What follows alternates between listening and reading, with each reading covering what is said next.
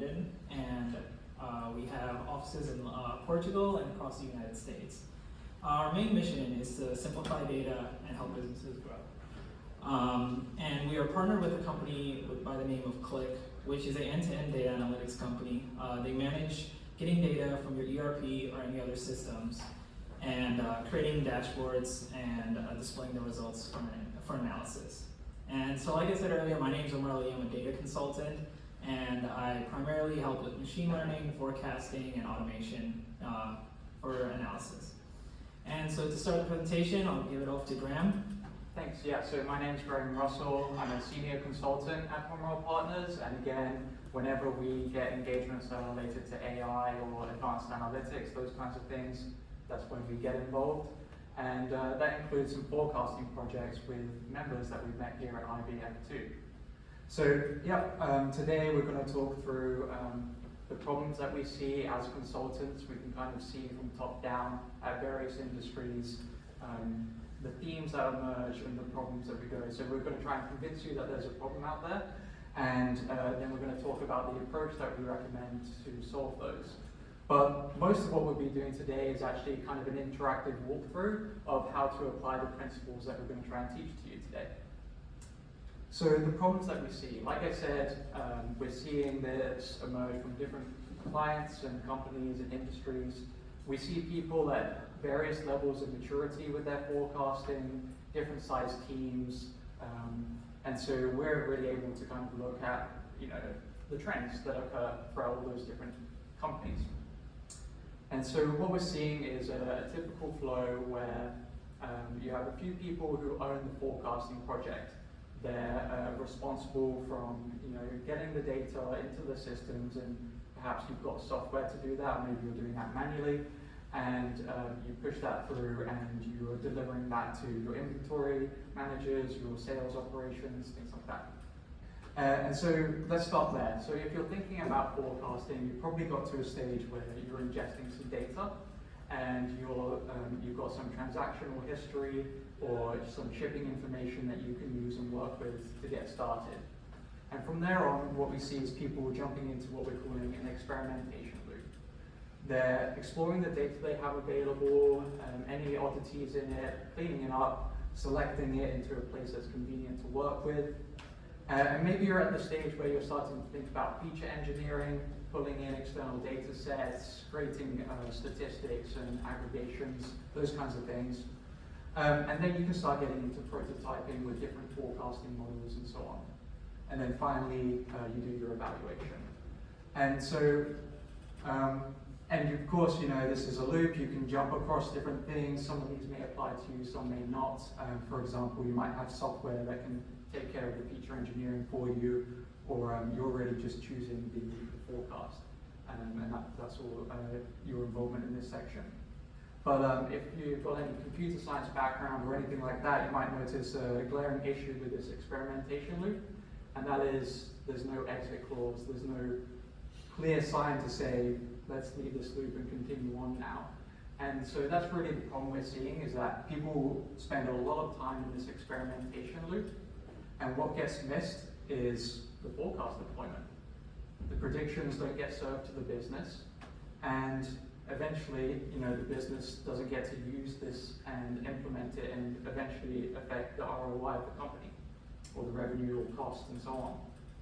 And of course, while you're doing this experimentation loop, maybe you get the pressure to finally kick out of it because the budget's running dry or something, but by the time you've got through and you figured out how to do those last 3 stages, well, now the business context has changed, your data has changed, the economy has changed, and so all the evaluation and experimenting you did is kind of invalid, and we've talked and heard about that today. So that's the problem that we see. And so I'm going to introduce you today to what we're calling lean and lean forecasting. And lean comes from the world of entrepreneurship. It's really a framework for startups to know how to quickly get something off the ground with few resources and tailor things to their markets that they've identified. But we think it translates well to this scenario too. So you start off with build, and you build something very simple an MVP or a proof of concept, those kinds of things, and you jump into the measuring stage, which is where you're trying to assess and quantify either the success or the failures of what you've built. And then you learn from those things.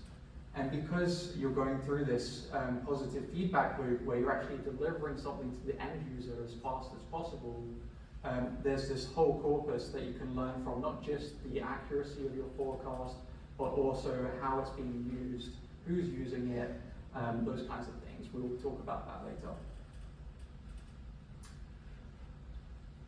And so, yeah, we think this translates well because, you know, we consider you as an entrepreneur and the companies that you're working in as your customer, and the forecasts that you produce or are using are your product. And you're giving those out to, you know, as I say, customers and company. You could call that stakeholders, your inventory managers, your sales reps, those kinds of people. Those are your customers. And so, yeah, what is lean forecasting in summary? It's swift. It's about getting something out there quickly. Just as we introduced, or Eric introduced the conference yesterday, he said, you know, 20 years ago, if you hadn't changed your forecasting method in 20 years, you know, you're out of date. And now if it's 3 years ago, you're out of date now. So this kind of addresses that problem and keeps you up to the cutting edge by just iterating quickly and pushing things out there. It's targeted. It's all about the customer, your company, and making sure they're getting what they need. And it's efficient.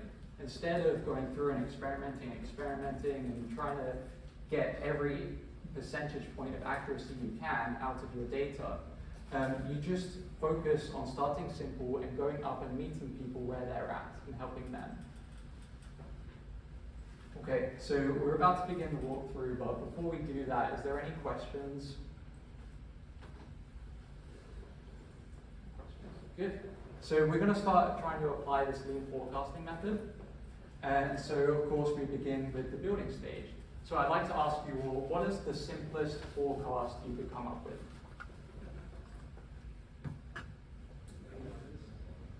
Sorry? Moving average. Moving average, great. So how would you use that moving average? How do you put that in, give that to your customers in that case? You can put 2 or 3 or 5 horizons is what's happening. Sure, and how would you deploy that moving average? Identify your product group, or location, the customer segment, Okay. identify the label you want to do. Okay, cool. Anyone else? Do you think you can get simpler than a moving average? No, you can just pick a number. Pick a number. If you really, I mean, Yeah. you said simple was the objective, so Simple is the objective for sure. Yeah, and I learned naive as well. So that's 2 great options. And so I like to pick a number because actually, you know, one option that you could come up with is just asking people, you know, ask your sales reps what they think is going to come up, right? You don't need any historical data to do that. You just ask them what's coming up. You don't need a transaction log. But I do like naive because you don't even need a history for that. So let's go along with that naive idea, and actually that's what we came up with too. Because if you think about the naive forecast, it's got a very simple data pipeline. All you need to know is what did I sell in this current period? You know, you don't need a long history. You don't even need 3 years of history. You just know what you got yesterday or the last hour, depending on your business, right? It's simple to deploy. You can hard code that number in any way. You could email it out to your sales rep manually, even if you've got thousands of SKUs. It's very simple, right? And it's simple to understand.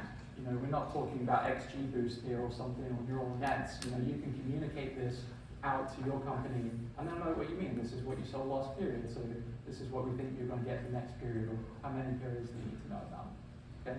And so the point we're trying to get to here is, you can do this in a day. So if you're not doing forecasting, this is something you could be doing by the time you've finished your flight to get back to wherever you came from, right?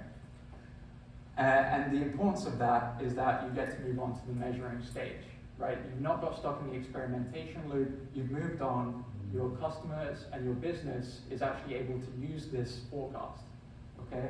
And so what are things you could measure to know if your naive or the random numbers that you chose are useful? What are some things you could look at?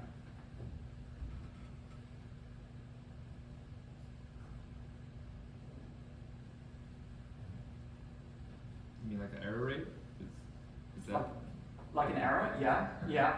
Also thinking of like business outcomes. So why are you guys doing forecasting? What are you trying to achieve? We want to make sure the products and services are there when we. Exactly, service rates, great, yeah. What about who's using your forecast?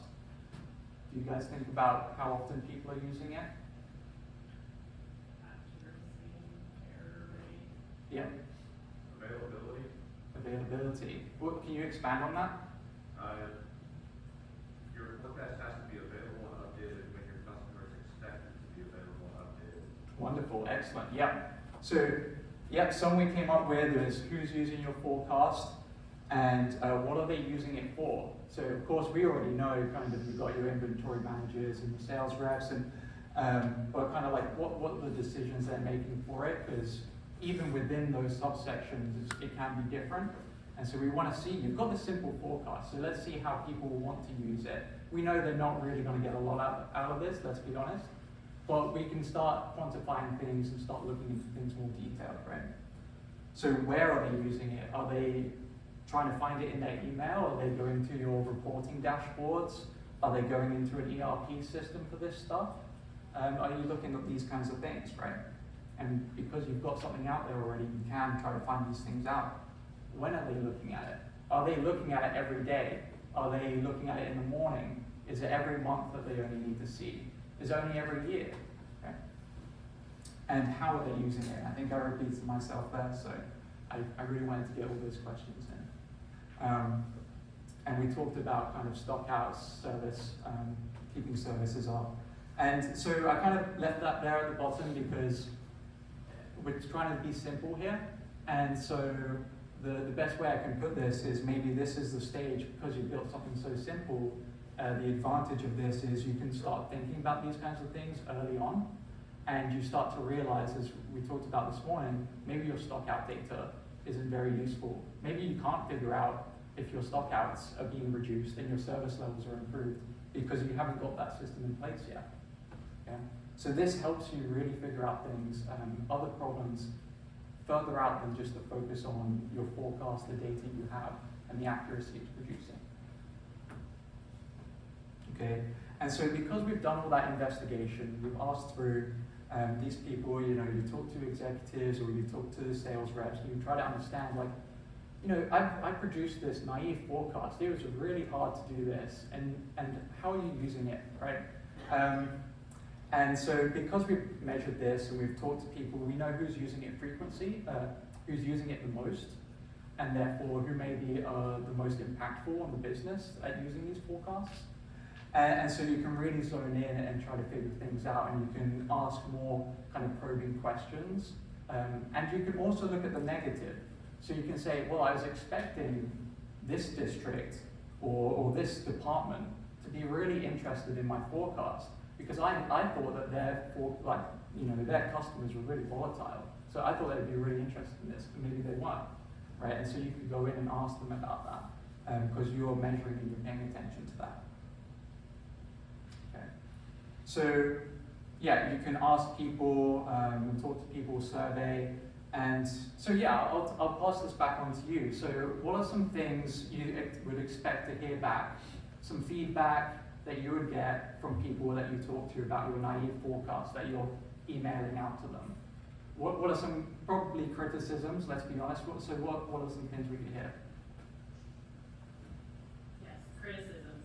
I don't like your forecast, it doesn't make sense. It doesn't make sense. I could have done that myself. You could have done that yourself. Wow, good company, good data literacy there. Okay, anything else? It changed too much from the one before. Changed too much from the one before. Meaning, like, the amount that's being forecasted is suddenly jumping, okay? Yes. Anything else? It's It's inaccurate. inaccurate, did I hear? It's not what we budgeted for. Okay. That's a good one. Yeah. Okay, so we didn't hear these, but we were thinking some of the kind of things we would get back is, well, you're not looking out far enough. Of course, with a naive forecast, you could look out for infinity, but depending on if you're just asking them, sending them an email saying, okay, you sold this much last week, so we expect you to sell this much this week. Maybe they were like, well, I want to see 4 weeks into the future. I want to see 3 years into the future, okay? This is where you can start getting that feedback back from them. Again, customer-centric, paying attention to what people need. Okay, accuracy. We heard accuracy, including bias.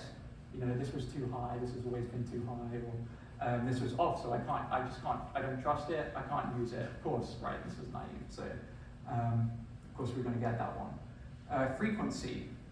I was expecting, I needed this at a daily granularity, or I wanted to see this at a monthly granularity, things like that, right? Oh, I wonder what I meant by the difference between those two. Okay, so those are things about the forecast itself and how we're kind of communicating it to people. But there's kind of another aspect, and we heard some of that about budget and volatility and things like that, which is, what about accessibility? What if you talk to some people and you're like, why aren't you using this forecast that I'm emailing out to you? And they go, well, I don't look at my emails for forecasts. I go to my sales dashboard, or I go to the ERP, that's where I'm looking for forecasts. Okay? So trying to bring us out of the kind of statistics side of things and start thinking about what's happening in the business and how people are using things. Okay, so is your forecast accessible to people? Or is it where they expect to be? Is it descriptive? So some people are looking at their forecast and they're trying to figure out, why is that the forecast? Is it because the weather's good? Is it because it's coming up to Christmas? Things like that. People want to kind of gain insights out of the forecast too. And are you considering these kinds of things when you're building and experimenting? Right? You don't know until you talk to them and they've had something to play with and figure this out. Okay, is it prescriptive? So some people, they see the naive forecast and they don't know what to do with it, probably because they don't trust it, but maybe they don't know what kind of decisions to make off of this. We're trying to improve service levels. Okay, so how do we do that? How can we help guide them to do that? We've had a great talk yesterday about heuristics and judgment and things like that. I don't know if people got to see that, but it shows that part is important too. Just the data you're putting out and the forecast you're giving, there's still this jump back into how people are using it and thinking about it too. So are you considering that when you're delivering your forecast to people? Great, so that's our first loop of just trying to do something simple. You're an entrepreneur and you've gone through, you built something without much of a budget, with few resources, so hopefully no one's too angry just yet. But you've got plenty left in stock to continue learning, continue measuring, and carry on going through this loop. And because you're paying attention to what people need, you're doing it in a way that's resource friendly. Okay, like I said, swift, targeted, efficient. Okay, and so instead of getting stuck in this experimentation loop, which is really just you getting stuck in this building stage, you get to actually push it out to your company. Your company gets to use it. It might not be accurate, but you can improve that over time, right? But they're gaining that marginal benefit at that time, by the time you get home from your flight, And so yeah, that's the contrast that we see. And we've gone through the walkthrough, but I guess the question is, we're not going to leave you just with a naive forecast, right? We're going to talk about how can you go through this loop, how can you go through it quickly so that you can get to the stage where you're actually giving something that your company can get value out of. And that's where I'll pass it over to you, Mark. Thanks, Graham. Well said. So yeah, now that you've gotten some feedback, let's talk about integrating and speeding up the process. So the first step is to decide what you want. Many companies tend to get lost in what they want their forecast to do. It is important to know which features you want to build into your model. This can reduce the chance of you overtraining all your models. So then the second thing is understanding the functionality before deploying the forecast. When doing this, you can conclude what you want out of your forecast and this is important because before going into automation, it's best practice to make sure everything is running smoothly before being fully hands-off. And the next thing would be integrating our automation. And one second. Yeah, so when we integrate our automation, we would like to take the time out during this step to clearly measure our forecast and ensure the accuracy. As we stated earlier, we don't have much control over the accuracy, but taking this time out to measure is super important for the development of the automation. And the final step would be to analyze the model's outcomes and confirm the automation is working the way you want it. By using the build, measure, learn, lean model, you can continually automate workflow and consistently become more efficient. Companies oftentimes also spend months on projects where with the power of automation, these can be done in a fraction of the time. Not only is that better for ROI, but it also gives companies more autonomy to allocate their resources elsewhere.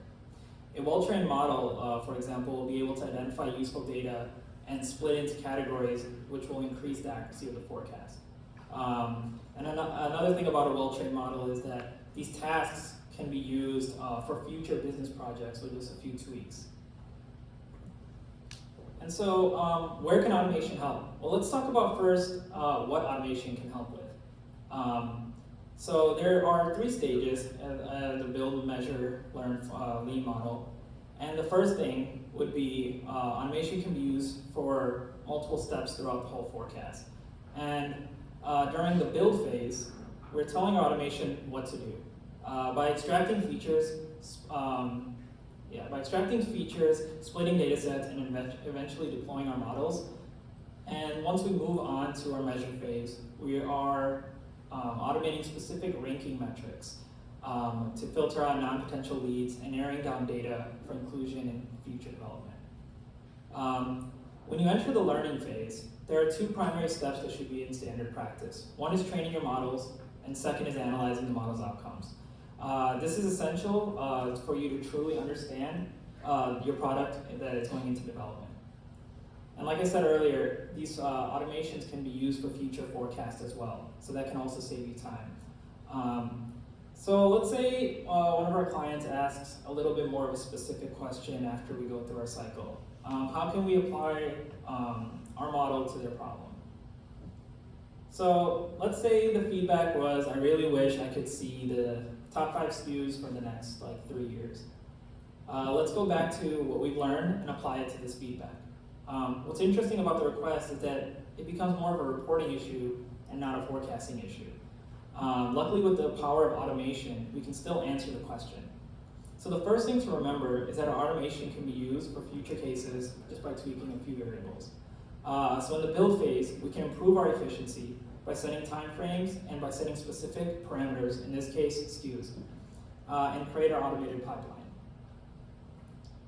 And so now if we look into the measuring step, we can start ranking the most promising SKUs.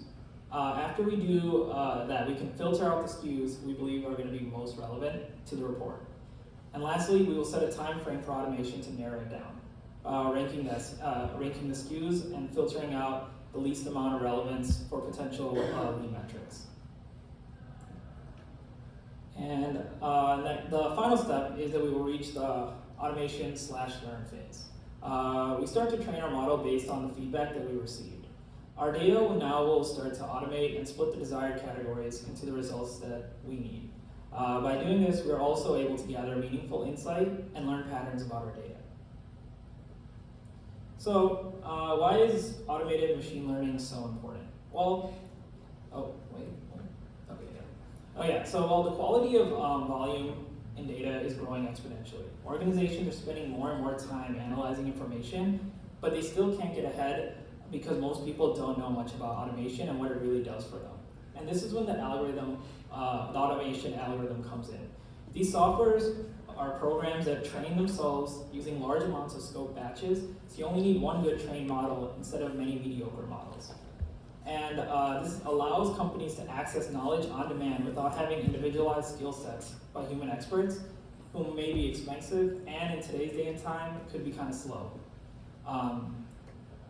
And so that brings us to our summary. we'll take you, this is kind of something you guys can take back to your organization. We learned about entrepreneurs and businesses learning how to interpret forecasts. People are investing back into your work because they can get quick feedback. And we learned about general marginal benefits from having a simple forecast. You can start building a history of predictions with which you can compare new models and real data to. And you can also immediately start building insightful reporting. And the last thing would be developing and starting to build expertise and process of efficiency. And so that brings us to our conclusion of our presentation. If you guys want to connect with us on LinkedIn, you can scan the QR codes or just look us up. But we'd like to open the floor for any questions.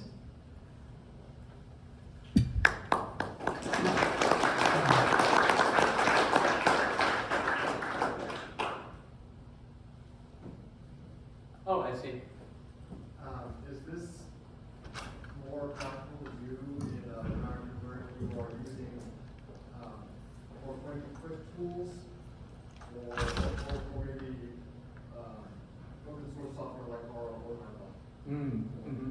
Good question. So the focus really is getting through the loop as quickly as possible so you can build again and get closer and closer to what they need. And so if you're in an environment where you can build quicker with point and click, then use point and click. But if you've got the expertise to do that with R or Python, whatever you need, then sure, go ahead with Python.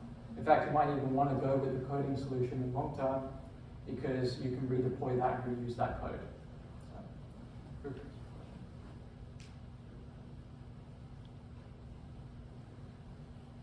Hi.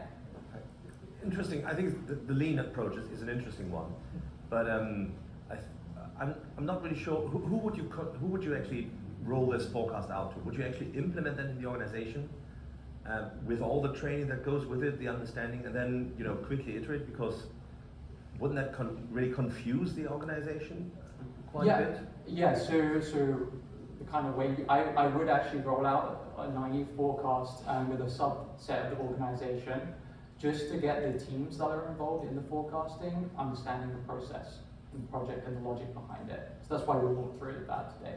Yeah. So on the development cycle, I understand it, but you would not go fully into production so that every key accountant gets a naive, and then 1 week later they get a moving average, and then 1 week later they get seasonality, and then 1 week later they get trend and seasonality. Correct. Because I felt that you have like one shot to make this thing stick rather than failing often. Mm-hmm. Well, the other take on it, and I've heard a few speakers talking about embracing failure too. But another take on that is, if you're engaging with them, if you're doing that measuring step and learning step and talking back and forth with them, then we find that people are actually more engaged and accepting of that quick change because they know it's coming up and they suspect it's supposed to help them with the problem that they're having. And of course, you can give it back to them quickly and make sure that it is.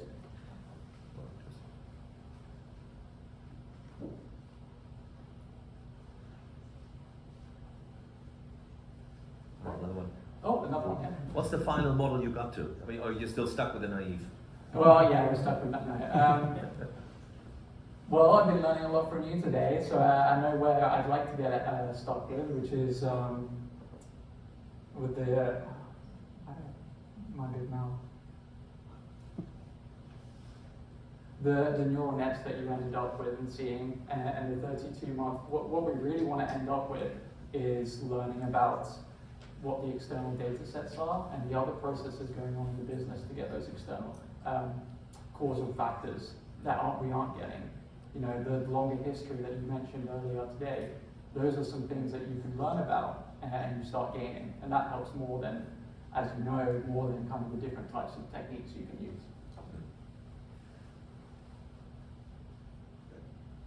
Okay, thank you all for your time.